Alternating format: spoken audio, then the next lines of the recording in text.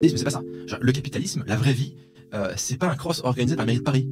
La vraie vie, c'est il y a le 0,01% qui nique tout le monde et qui récupère toutes les ressources, toutes les gonzesses, toutes les baraques, toutes les caisses, tout ce que vous voulez. Tout ce qui est à peu près bien sélectif et compétitif. Il y a le 0,1 ou les 0,1 comme vous voulez. Le 1% c'est fini, hein, il n'existe plus le 1%. Là, on est sur le 0,1 qui est partout. Or, à partir du 0,1, c'est du boulot. Alors, qu'est-ce qu'on peut faire pour tendre vers ça, surtout quand on a un jeune âge. Alors, j'ai 32 ans, donc c'est pas non plus, voilà.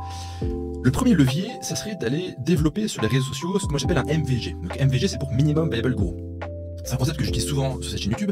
Le MVG, c'est l'idée que vous allez créer une identité digitale, sans forcément révéler votre vraie personne, votre vrai nom, votre vraie identité, là où vous vivez, etc. Mais vous allez en gros créer une forme de personne qui va créer un personnage qui va créer du contenu, qui va exister, qui va avoir des valeurs, une mission, qui va avoir peut-être des produits, enfin une promotion de produits. Le MVG, ça marche en particulier, ça marche très bien comme sur un des meilleurs réseaux pour ça, c'est Twitter, donc ça s'appelle x.com maintenant, mais peu importe. C'est un bon réseau. Donc l'idée, c'est sans forcément dévoiler votre vraie identité, vous allez créer une personne publique qui va développer une audience. L'importance d'avoir une audience, c'est pas tellement d'avoir l'air cool. Souvent les gens ils font ah t'as vu machin, elle a 1 million de followers, on s'en branle. Ce qui compte c'est la qualité de cette audience. C'est qu'avec cette audience, vous ayez un lien fort. Regardez-moi, je suis pas mainstream, il y aura jamais 1 million de personnes qui vont me suivre. Et Dieu merci, ça serait un putain de calvaire sinon. J'ai une audience qui est nichée, qui est précise, qui est resserrée. Et cette audience, j'ai un lien fort avec elle. Bon, j'ai un discours qui est un peu clivant, ça leur parle, je leur signe des trucs qui marchent, ils achètent mes produits, ça fonctionne, hop, et on avance comme ça. Donc l'important c'est pas d'avoir une grosse audience, c'est d'avoir une audience qui est nichée, qui sait ce qu'elle fout là, et qui a un lien fort avec cette personne, ce personnage que vous avez créé en ligne. Ce personnage que vous avez créé en ligne, vous pouvez en créer un, vous pouvez en créer plusieurs sur plusieurs niches. Une niche, c'est un segment de marché, ok. Deuxième point, ça serait d'avoir une allocation crypto. Quand j'ai une allocation crypto, c'est pas d'aller investir dans les cryptos. Vous pouvez le faire, mais ça interviendra plus tard. C'est de travailler dans le Web3. L'argent aujourd'hui, l'argent si vous voulez, rapide, il est dans le Web3, il est dans la crypto. Si vous prenez le Web2, donc le Web traditionnel, donc tout ce qui est e-commerce, formation, commerce en ligne, e-commerce, dropshipping, affiliation, tous ces métiers-là, créer une agence, freelancer, etc.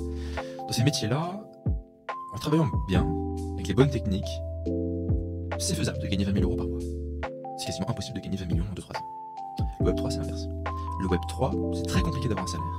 Par contre, c'est très simple de participer, de contribuer à des projets, d'être payé en tokens, voir ces tokens s'apprécier lors de la prochaine hausse des crypto-monnaies et les revendre et faire des dizaines de millions.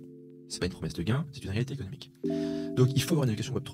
Il faut comprendre comment ça marche, il faut comprendre les technologies, les blockchains, leurs spécificités, les outils, les wallets, les bridges, les solutions no-code comme Site.xyz pour créer des choses dans Web3. Il faut maîtriser ça. Donc le deuxième point, c'est avoir une partie de votre temps consacrée à piger le Web3, à bosser dans le Web3. Dans le Web3, on s'en fout d'où vous venez. Vous savez, dans le monde d'entreprise traditionnelle, si vous n'avez pas les diplômes, si vous n'avez pas la bonne couleur de peau, si vous venez pas du bon pays, etc., c'est mort. Dans le Web3, on s'en branle. Le Web3, c'est est-ce que vous avez des compétences? Est-ce que vous pouvez apporter quelque chose? Si vous avez des compétences et que vous apportez quelque chose, on s'en fout de votre statut administratif. On s'en fout de là où vous vivez. On s'en fout de votre couleur de peau, de votre religion. On s'en fout, on n'en a rien à branler. On n'a pas le temps pour ces conneries. D'accord? On s'en branle. On s'en branle complètement. Donc le Web3, c'est pas fait pour ça.